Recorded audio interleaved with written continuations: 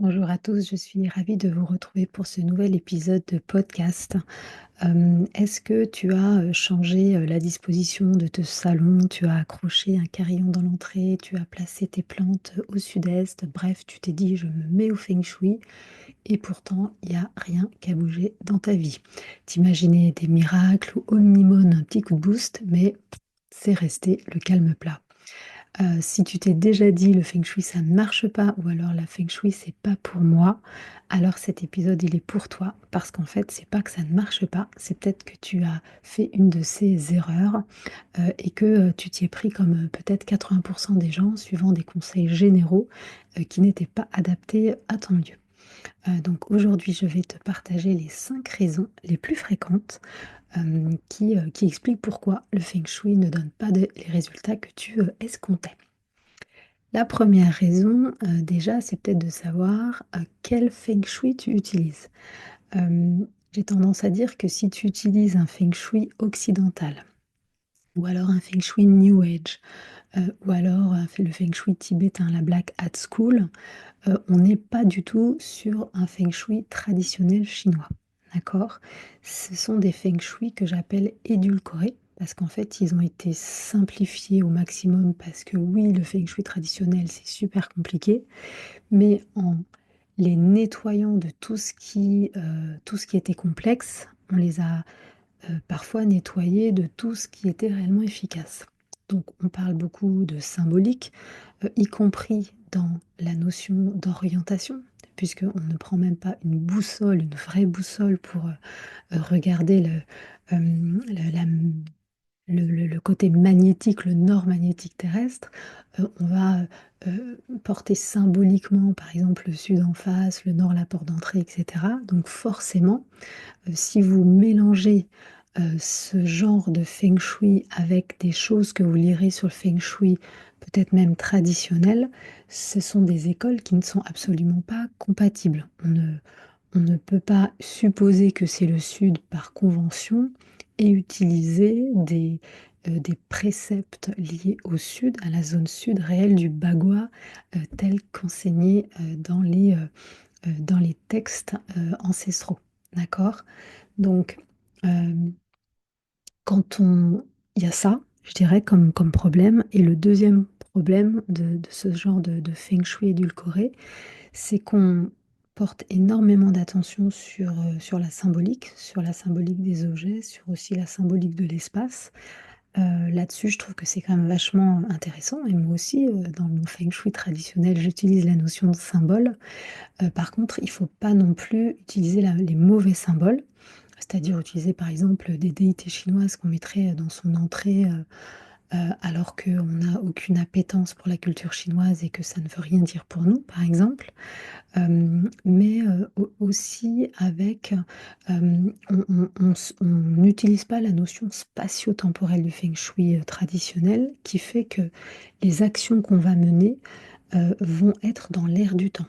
Donc dans l'air du temps, dans le grand cycle, du cycle du temps chinois, mais aussi dans l'air du temps par rapport, à la période, à l'année, et donc c'est ce qu'on appelle nous, les étoiles volantes. Donc ça c'est ce que je pratique et que j'enseigne d'ailleurs aussi et c'est vraiment, ce qui fait le côté spatio-temporel du feng shui et qui vraiment, rend les choses beaucoup plus efficaces et également beaucoup plus ciblées. D'accord? Donc voilà, pour moi la raison principale, la raison numéro un, c'est déjà de savoir est-ce que tu utilises le bon feng shui? Le feng shui traditionnel, on va dire ça comme ça. La raison numéro 2, tu suis peut-être des conseils génériques qui ne sont pas adaptés à ton lieu. Si tu regardes une vidéo, sur YouTube ou que tu regardes, mon podcast ou que tu lis un article de blog ou de magazine, tu te dis, «OK, le nord, c'est la carrière, le nord, c'est l'élément eau, je vais mettre une fontaine pour activer ma carrière». Mais ce qu'il faut comprendre, c'est que c'est comme quand les gens me demandent: «Est-ce que ma maison elle est feng shui?» Je peux pas répondre comme ça. Pourquoi? Parce qu'en fait, il y a plusieurs grilles de lecture. Comme il y a plusieurs courants, plusieurs écoles dans le feng shui traditionnel, là, comme c'est la même, source et la même dynamique, on peut tout à fait combiner ces différentes approches et faire, je le dis souvent, comme un millefeuille, d'accord? Mais du coup, il y a vraiment plusieurs axes d'analyse.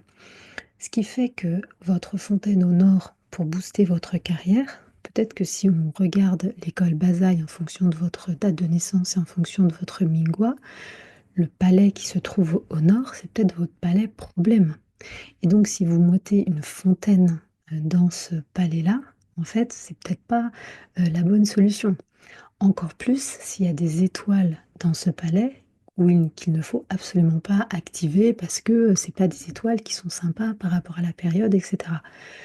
Je ne veux pas aller dans le détail ici, mais je vais vous expliquer que, suivre des conseils génériques, c'est toujours un petit peu, délicat quand on veut mettre en place des remèdes. Si vous suivez des conseils génériques qui vous disent de désencombrer, de ranger, votre garage, d'éviter, d'avoir, plein de choses sous votre lit pour que le chi circule et cetera, ça, c'est parfait. Ces conseils génériques-là sont OK. Par contre, méfiez-vous, si vous voulez, appliquer, des choses, des remèdes qui sont liés finalement à une analyse plus poussée, et finalement l'article ou la vidéo vous laisse penser que vous pouvez, appliquer ces remèdes directement chez vous, sans analyse de votre propre lieu. Voilà. En fait, si on voulait faire une analogie, c'est presque comme si, quelqu'un vous disait, «J'ai du mal à voir» et que vous lui donniez une paire de lunettes, sans, s'occuper de savoir s'il a du mal à voir de près, de loin et cetera. Donc, si la personne est myope et que vous lui donnez des verres pour hypermétrope, je pense qu'elle verra encore plus flou. Bah, c'est un petit peu ça, moi, je trouve, quand on suit des conseils génériques de feng shui, sans les adapter à son lieu. Il y a toujours quand même cette côté, très, très important de correspondance. Du coup, j'en viens aussi à la raison numéro 3, qui pour moi est très importante, c'est-à-dire qu'on ne tient pas compte d'une école fondamentale et d'un courant fondamental en feng shui, le courant San-Hei, et c'est l'école de la forme. Alors on dit aussi l'école du paysage, bref. L'idée, c'est l'environnement extérieur. L'environnement extérieur à votre habitat.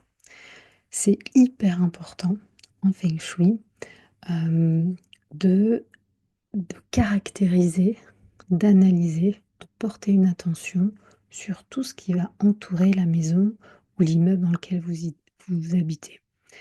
Hem, Observez autour de vous, le quartier, la qualité du chi dans le quartier. Je suis sûre que vous allez la ressentir. Parce que ce sont presque des choses de bon sens. Vous savez, des fois, on arrive dans des villes ou dans des villages et on a une impression, une jolie impression. Ça vibre, les les rues sont charmantes, ça sent bon, c'est fleuri, les gens prennent soin de leur jardin, les rues sont propres. Vous savez, vous avez un espèce de chi qui vibre comme ça et à contrario, je suis sûre que ça vous est déjà arrivé de vous balader dans des villes où, l'odeur était pas forcément nickel, les tout est on a l'impression que tout est mal fichu, bref. Ce que je veux dire, c'est que c'est très, très important de caractériser l'environnement parce qu'en fait, c'est ça qui caractérise principalement le feng shui de votre habitat, d'accord? Le qi, il naît de la nature, OK? Donc avant de faire des choses chez soi, on regarde, la qualité de l'environnement, d'accord? Et ensuite, on s'occupe aussi de l'école de la forme à l'intérieur de l'appartement ou de la maison. Je vois que cette partie est souvent oubliée, notamment chez des personnes qui demandent des audits, par exemple pour le feng shui. Vous savez que je vous ai, déjà parlé dans des épisodes précédents de Sharshi, donc ces espèces de dysfonctionnement en fait au niveau de l'école de la forme. Ça va être par exemple, vous entrez dans votre maison, il y a un pilier pile en face de la porte ou alors un coin saillant ou alors votre porte d'entrée, elle est alignée avec, la porte de derrière par exemple ou alors, vous avez, des poutres, une poutre au-dessus de votre lit et cetera et cetera. Tout ça, ce sont des charchis internes, et c'est lié à l'école de la forme. Donc voilà, très, très important, tenir compte de l'école de la forme en feng shui parce que parfois, en fait, ça va vraiment, vraiment impacter, heu, votre feng shui. Pour ceux qui font des analyses un petit peu plus poussées et qui savent ce que c'est que les étoiles volantes, l'école de la forme a aussi également son importance puisque les étoiles volantes ne s'analysent pas indépendamment des reliefs et de l'environnement. Des étoiles, pas sympas peuvent être endormies et rester endormies. Par contre, elles peuvent être activées et donc leur côté, leur défaut en fait peut s'activer à cause d'un chargé extérieur. D'accord? Voilà, donc ça c'était la raison numéro 3, c'est de faire du feng shui en laissant de côté l'école de la forme, donc l'école du paysage. Quatrième raison, ce c'est, la mise en action. C'est-à-dire que tu veux des résultats, mais tu, te mets pas en marche. On touche vraiment là un problème que je vois régulièrement. J'ai fait ci, j'ai fait ça en feng shui, les choses, elles doivent changer toutes seules. Non, non, le feng shui, c'est pas de la magie, c'est une mise en condition favorable. Ça installe des énergies propices à. Donc il faut quand même faire les choses. Heu, c'est comme, si on voulait, un vent favorable, on est en bateau et on veut un vent favorable dans les voiles. Il faut bien hisser les voiles, sinon on reste immobile, d'accord?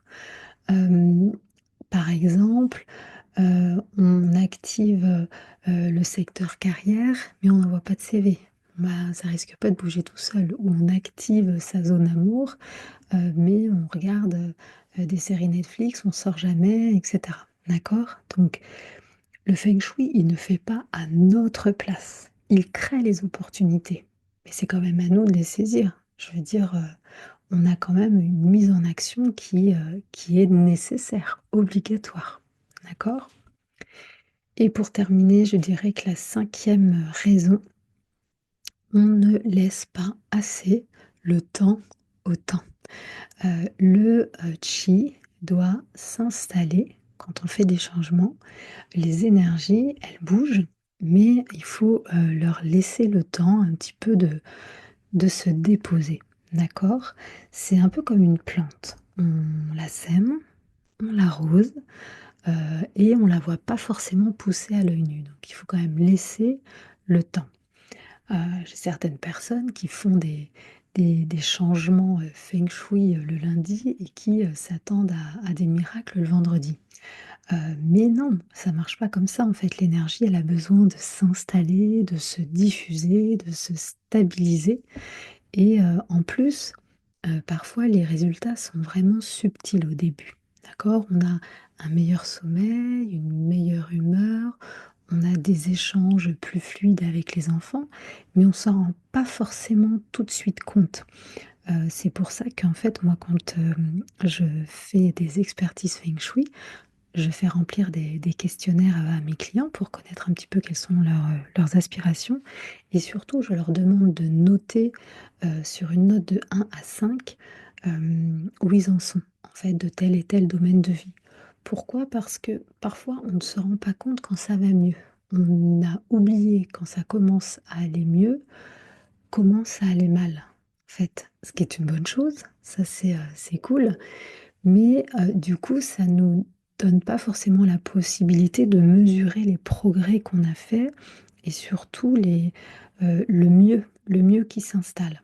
Alors parfois, effectivement, pour certains clients, c'est hyper flagrant parce que, voilà, la maman qui attend depuis, 18 mois que son petit, fasse ses nuits, quand au bout de 10 jours, le gamin il dort, comme un bébé, c'est le cas de le dire, là, la maman elle le sait tout de suite, hein, elle a pas besoin de vérifier. Par contre, quand on me demande du feng shui pour améliorer, les relations, par exemple, entre la fratrie ou, parfois même, simplement des relations familiales ou de couple, et ben, parfois, en fait, les changements, les améliorations sont très, très diffuses. Elles s'installent tout doucement et comme elles s'installent doucement, c'est beaucoup plus compliqué, en fait, de s'en apercevoir, finalement.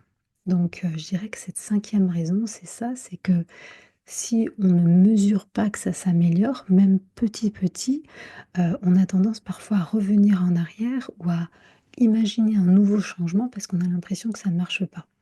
Heu, mais non, en fait, en faisant ça, ben, on va interrompre le processus, en fin de compte. Voilà.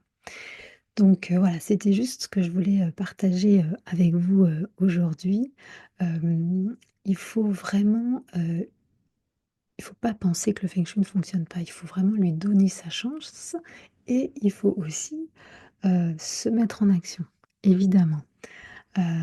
Et surtout, vous montrer que voilà, moi, dans ce podcast ou dans mes articles de blog, évidemment que les conseils que je donne sont forcément, génériques puisque, je n'ai pas, votre plan de maison sous les yeux, je n'ai pas, l'adresse de votre appartement pour savoir un peu, pour connecter avec le chi du quartier et c'est justement le genre de choses que je fais. C'est mon métier pour vivre, c'est d'appliquer un feng shui qui est ultra personnalisé. Quand je fais un rapport, c'est vraiment pour vous et donc les recommandations qui sont indiquées, elles sont elles sont, vraiment spécifiques à votre habitat. Parce qu'il y a des recommandations que je vais donner pour l'un, qui vont être différentes pour l'autre. Déjà parce que peut-être que c'est simplement des personnes différentes qui ne souhaitent pas obtenir la même chose dans leur vie, tout simplement. D'accord?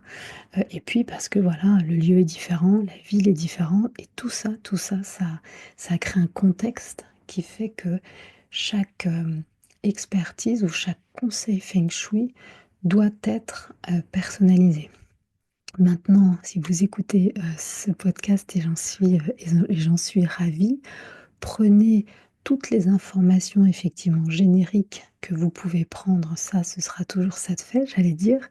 Mais si vraiment, voilà, vous voulez, utiliser des choses, des remèdes, des choses, poussées, faites attention à, à utiliser un bon feng shui et à surveiller ce qui se passe, voilà, pour ne pas, faire plus de mal que de bien, en vous mettant au feng shui, mais en le faisant pas, correctement.